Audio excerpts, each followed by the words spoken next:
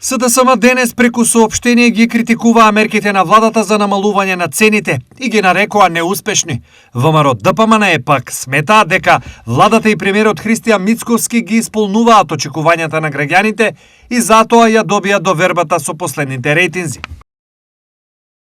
Економската криза се повеќе го погодува живот на граѓаните, а владата предводена од ВМРО ДПМН не само што не успеа да ја стабилизира ситуацијата, туку ја влоши со низа неефикасни и задоцнети мерки.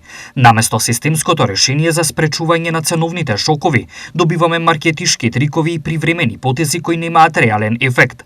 Најдобар пример за тоа е така наречената новогодишна кошничка, која се представи како мерка за намалување на трошоците, но заврши како обична медиумска манипулација.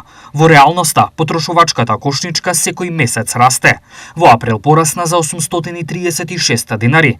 Алармантен податок што покажува колку се неефикасни владините интервенции. Соопштија од СДСМ.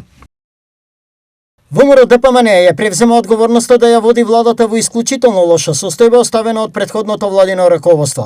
СДС остави пустош во државата во секоја област. Следеше интензивна и макотребна работа, се запре слободниот пат на економијата и користејќи ги сите расположливи ресурси, почна нејзиното заживување, се зголемуваа платите и пензиите, а странските директни инвестиции на крајот на годината беа на историски највисоко ниво од над милиарда евра.